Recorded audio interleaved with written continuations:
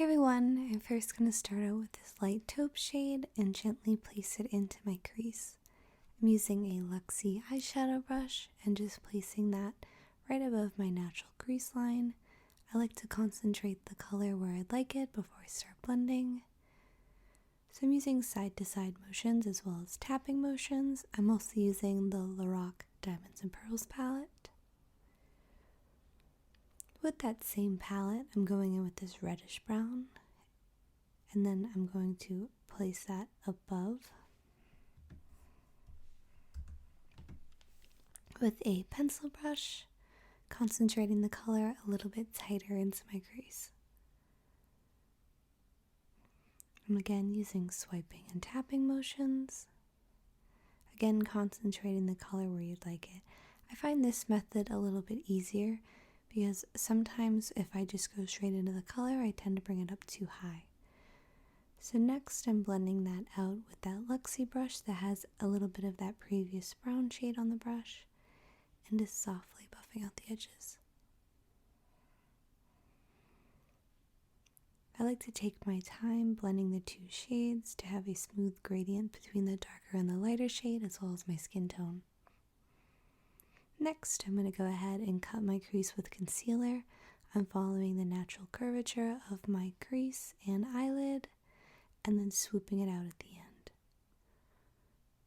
Once I have my shape mapped out, I'm going to go ahead and drag the concealer down with this e.l.f. concealer brush to have a sticky base for our next shade.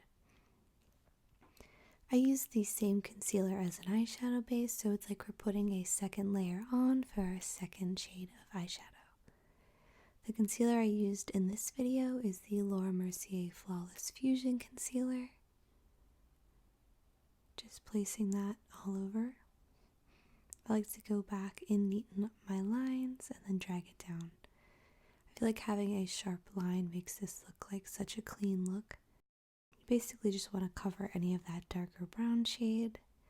And then after, I'm going to take some translucent setting powder. I'm using the Mercier one and just placing that on to set the concealer. So I'm just placing that on. You could do any shade you like or even add a shimmer. Next, I'm going to go in with this glitter shade and apply that gently with a paintbrush above that crease that we just drew on. I'm trying to concentrate the glitter closest to the cut crease and then softly feathering it out as you move upwards. This paintbrush I got at Hobby Lobby. It's just like a flat paintbrush, I don't know what you'd call it. So I'm just going in. You could use any glitter for this. The one I'm using is a little bit dry, but I'd also recommend the Urban Decay glitter liners.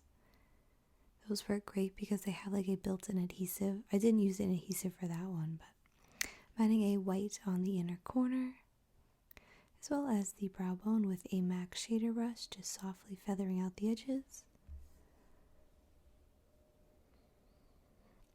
I'm next drawing on winged liner with Laura Mercier cake liner and a pencil brush.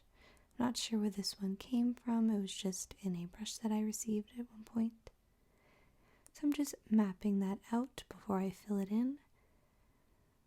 The cake liner is nice because all you do is add water and then just dip your brush in and it's like a dry liner ready to go all the time, unlike a gel liner that might just dry out and then you can't use it again.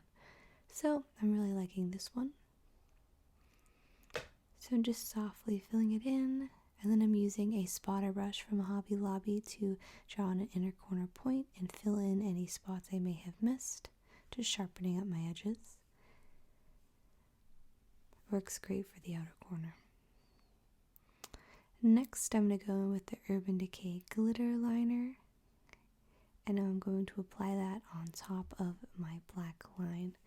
I did notice this moved around my black liner a little bit because it's not waterproof, so I found that stamping it on was a little bit easier and it didn't move everything around as much, or I was just extra gentle on wiping it on.